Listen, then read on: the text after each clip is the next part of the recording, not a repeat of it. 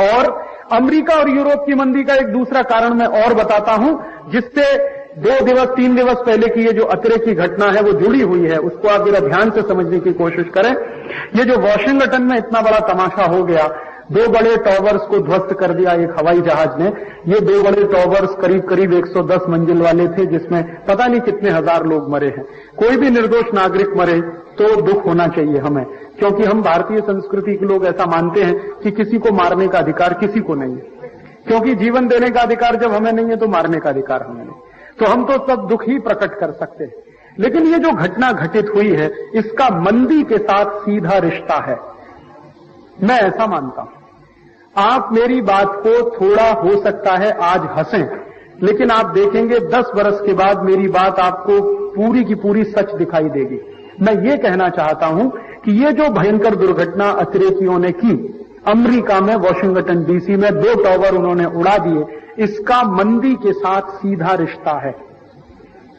आप पूछोगे कैसे, वो मैं बताता हूं। यूरोप और अमेरिका में मंदी क्यों आती है?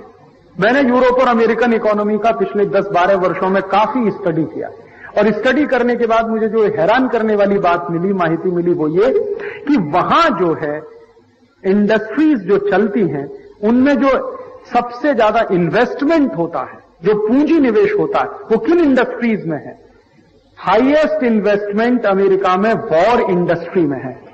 वॉर इंडस्ट्री माने युद्ध के उद्योग, युद्ध के उद्योग माने हथियार बनाने वाली बड़ी बड़ी कंपनियां। मैं कुछ नाम लेता हूं आपको।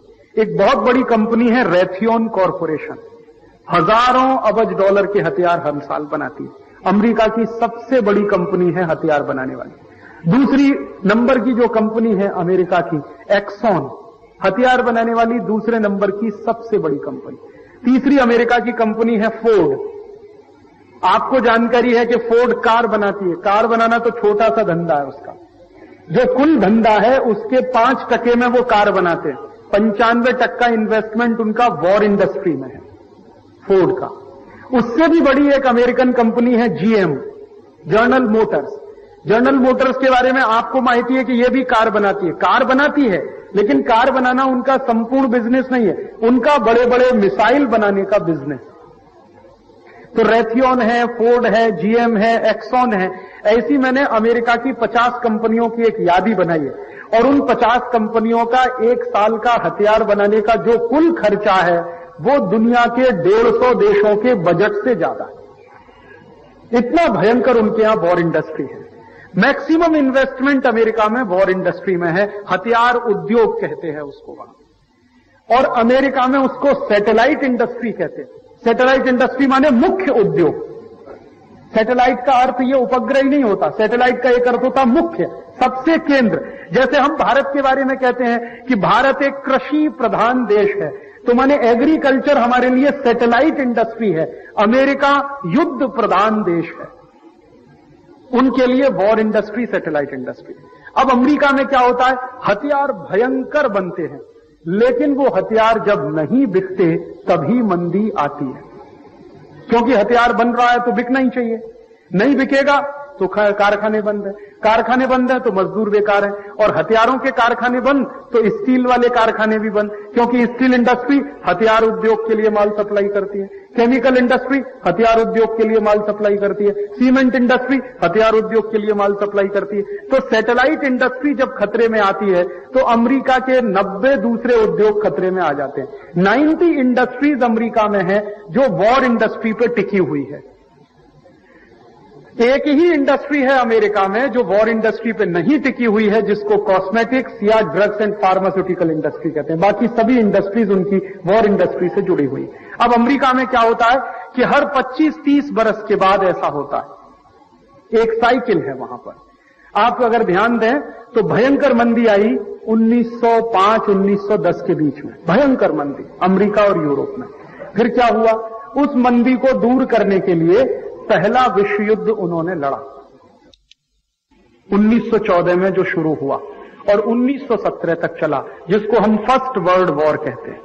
और वो फर्स्ट वर्ल्ड वॉर लड़कर अमेरिका ने अबजों डॉलर पंप कर दिया वॉर इंडस्ट्री में, उनकी मंदी दूर कर ली उन्होंने। फिर उसके बाद क्या हुआ, मैंने कहा कि 15-20 वर्षों में ये साइकिल रिपीट होता है। तो फिर क्या हुआ, 1930 में फिर मंदी आ गई, जिसको अंग्रेजी में ग्रेट इकोनॉमिक रिसेशन भी कहते हैं। अर्थशास्त्र के कुछ विद्यार्थी बैठे होंगे तो उनको तो पढ़ाया जाता है ग्रेट इकोनॉमिक रिसेशन 1930। तो भयंकर मंदी आ गई 1930 में। फिर अमेरिका ने क्या किया, यूरोप ने क्या किया, उस 1930 की मंदी को दूर करने के लिए उन्होंने सेकंड वर्ल्ड वॉर किया, दूसरा विश्व युद्ध लड़ा। और दूसरा विश्व युद्ध शुरू कैसे हुआ, दूसरा विश्व युद्ध शुरू हुआ पर्ल हार्बर नाम की अमेरिका में एक जगह है, वहां पर अटैक हुआ। तो पर्ल हार्बर पर अटैक हुआ तो फिर विश्व युद्ध भड़क गया। दिखाया यह जाता है, बताया यह जाता है कि पर्ल हार्बर पर अटैक जापानियों ने किया, लेकिन अमेरिका के ही कुछ खोजी पत्रकारों ने अभी 3-4 बरस पूर्व ये निकाल दिया और सनसनी फैला दी पूरी दुनिया में कि 1941 में सेकंड वर्ल्ड वॉर शुरू करने के लिए पर्ल हार्बर पर अटैक अमेरिका ने खुद ही करवाया, अपने ही ऊपर अटैक करवाया। तो फिर आप पूछोगे जापानियों की थ्योरी क्या थी। जापान के कुछ नागरिकों को जबरदस्ती हवाई जहाज में बिठाया गया और उन हवाई जहाजों से बमबारी कराई गई। तो सारी दुनिया में यह संदेश गया कि जापान ने अमेरिका पर हमला बोल दिया है, तो अमेरिका ने उसी का बदला लेने के लिए जापान पर हमला बोला, जिसमें 2 एटम बम उन्होंने गिरा लिए। और 2 एटम बम गिराने के पहले भरपूर युद्ध लड़ा। रूस, ब्रिटेन और ये सब एक दूसरे के दुश्मन हो गए, एक बाजू में मित्र देश, दूसरे बाजू में शत्रु देश। 3 साल भयंकर युद्ध चला, 1941 से लेकर 1944। और 1944 में जब युद्ध धीरे धीरे कम हुआ, तो क्यों कम हुआ, उसकी बड़ी इंटरेस्टिंग स्टोरी है। वो ये कि अमेरिका की हथियार बनाने वाली कंपनियों के सारे गोडाउन्स खाली हो गए, इसलिए शांति हो गई। और शांति भी कैसी जबरदस्त हुई, दुनिया में एक पीस उन्होंने बनाया, वर्ल्ड पीस कॉन्फ्रेंस बोला। और उस वर्ल्ड पीस कॉन्फ्रेंस का जो रिजल्ट निकला, आउटपुट निकला, वो यूनाइटेड नेशंस बन गया। और यूनाइटेड नेशंस को यह कहा गया कि भविष्य में कभी भी युद्ध नहीं होना चाहिए। तो फिर उन्होंने 1 साल की, 2 साल की, 3 साल की युद्ध की लड़त के बाद अपनी मंदी को कम कर लिया। अब वो मंदी कम हो गई, फिर उसके बाद अब फिर मंदी आ गई अमेरिका में।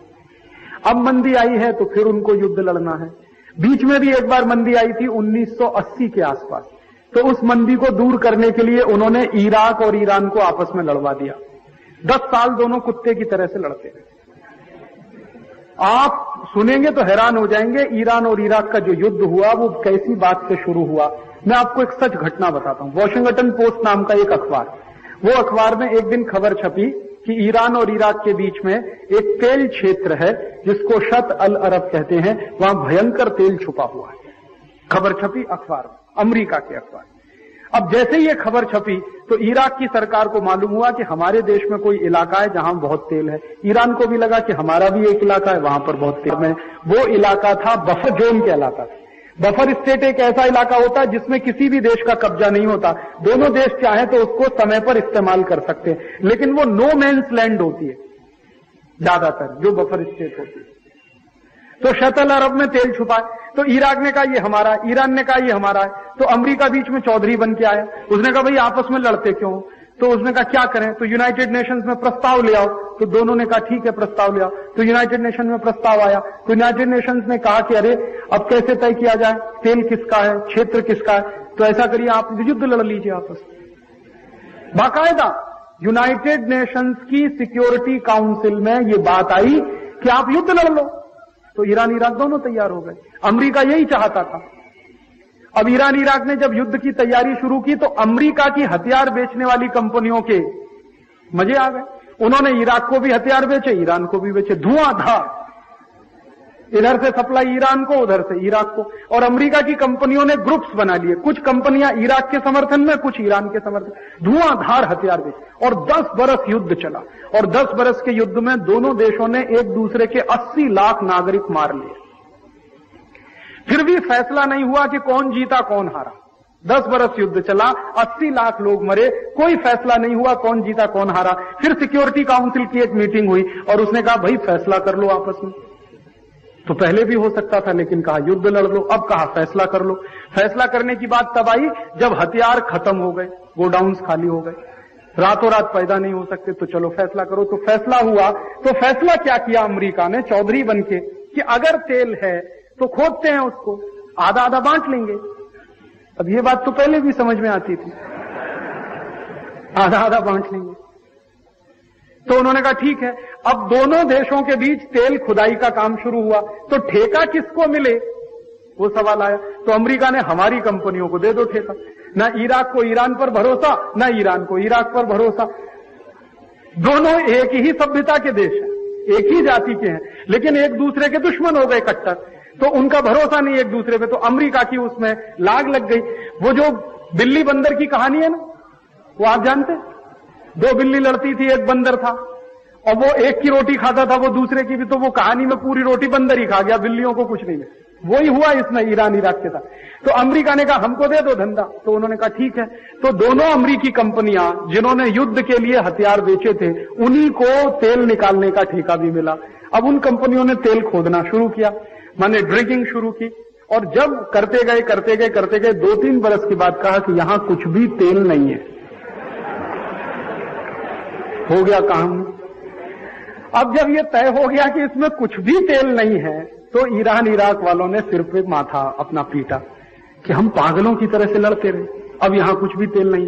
तब इराक के राष्ट्रपति, जिसका नाम है सद्दाम हुसैन, उसने कहा कि अमेरिका ने हमको लड़वाया, ये खलनायक है, ये विलेन है। तब से वो अमेरिका के खिलाफ हो गया। तो अब अमेरिका कहता सद्दाम हुसैन को मार दो, क्योंकि वो अब अमेरिका की पोल खोलता है, इसलिए उसको मार दो। अब वो क्या है तमाशा सारा कि सद्दाम हुसैन ने वॉशिंगटन पोस्ट अखबार के ऊपर केस किया है, क्योंकि खबर वहां छपी थी कि यहां भयंकर तेल है। अखबार में खबर छपी थी, अखबार वाले गए और कोर्ट में माफी मांगाए कि हमारे से गलती हो गई। बस किस्सा खत्म हो गया, कोर्ट ने छोड़ दिया हम, क्योंकि मुकदमा अमेरिका की कोर्ट में हुआ। क्योंकि वॉशिंगटन पोस्ट अखबार जो है, उनकी जो ज्यूरिसडिक्शन का वो है ना, हर एक अखबार का अपना एरिया होता है, तो वो कहते हैं हमारा एरिया तो अमेरिका है। तो गए वो केस करने, अमेरिका के जज ने उनको माफ कर दिया, भाई गलती हो गई। लेकिन उनकी गलती से 80 लाख लोग मर गए, इसकी माफी उन्होंने कभी नहीं मांगी। वो सारा खेल क्यों किया गया? अमेरिका को मंदी दूर करनी थी, हथियार बेचना था, तो वो सब खेल हो गया। अब देखिए मैं आता हूं अब की घटना। अभी 3-4 दिन पहले फिर घटना हुई है, 2 टावर ध्वस्त हो गए 110 मंजिल के। अब कहा जाता है कि अतिरेकियों ने उसको तोड़ दिया, हालांकि सबूत उसके बारे में अभी तक कुछ नहीं मिला कि किसने तोड़ा, किसने बम मारा। लेकिन मैं मेरे मन की बात आपसे कहना चाहता हूं, हो सकता है कि वो थोड़े दिवस के बाद आपको सच साबित हो जाए।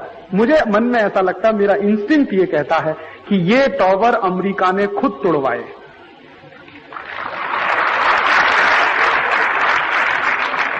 आप पूछोगे क्यों तोड़वाए? मैं आपको 3 प्रश्न रख रहा हूं और आप उन पर ध्यान से सोचें। सबसे पहला प्रश्न ये है कि जिन टावरों को तोड़ा गया उसके लिए जहाज अपहरण किए गए। अमेरिका का एक हवाई अड्डा बोस्टन, अमेरिका का दूसरा हवाई अड्डा लॉस एंजलिस और अमेरिका का तीसरा हवाई अड्डा जिसको वॉशिंगटन डीसी। वो ये कहते हैं कि बोस्टन से जहाज अपहृत हुआ, लॉस एंजलिस से अपहृत हुआ। ये दोनों ही ऐसे हैं जहां भयंकर सिक्योरिटी है, परिंदा पर नहीं मार सकता। मजाल क्या कि एक चिड़िया वहां पर ऐसी फटक जाए, बोस्टन और लॉस एंजलिस दोनों, और वहां से 4-4 जहाज अपहृत हो गए और 1 घंटे तक पता ही नहीं चला। अमेरिका में सिक्योरिटी का सिस्टम ऐसा है कि जहाज अपहरण होने के 15-17 मिनट में खबर मिल जाती है कि उसका अपहरण हो गया, 1 घंटे तक खबर ही नहीं। अच्छा, और जो जहाज अपहृत हुए वो अपहरण के बाद सीधे जाकर टकराए। 1 घंटे तक उन्होंने उड़ान भरी और 1 घंटे उड़ान भरी सिर्फ अमेरिका की एयर स्पेस में, और दूसरे देश में नहीं गए वो। आप जरा ध्यान दीजिए, अमेरिका के ही एयर स्पेस में वो 1 घंटे उड़ते रहे। तो नीचे ये रडार पर बैठने वाले लोगों को क्या सांप सूंघा हुआ था उस समय? ये जो रडार पर लोग बैठते हैं उनको 1-1 सेकंड की खबर रहती है। आप जानते हैं जहाज उड़ता है तो वहां के कुछ नियम हैं। जहाज जब उड़ता है ऊपर स्पेस में तो उसकी रोड्स होते हैं, जैसे हमारे यहां सड़क के होते हैं ना, सड़क का नियम है, एक सड़क पर एक कार चल रही है दूसरे, वहां क्या केव्स होती हैं, गुफाएं होती हैं। स्पेस में केव्स बनाई जाती हैं, गुफाएं। ये जो रडार पर लोग बैठते हैं उनको 1-1 सेकंड की खबर रहती है। आप जानते हैं जहाज उड़ता है तो वहां के कुछ नियम हैं। जहाज जब उड़ता है ऊपर स्पेस में तो उसकी रोड्स होते हैं, जैसे हमारे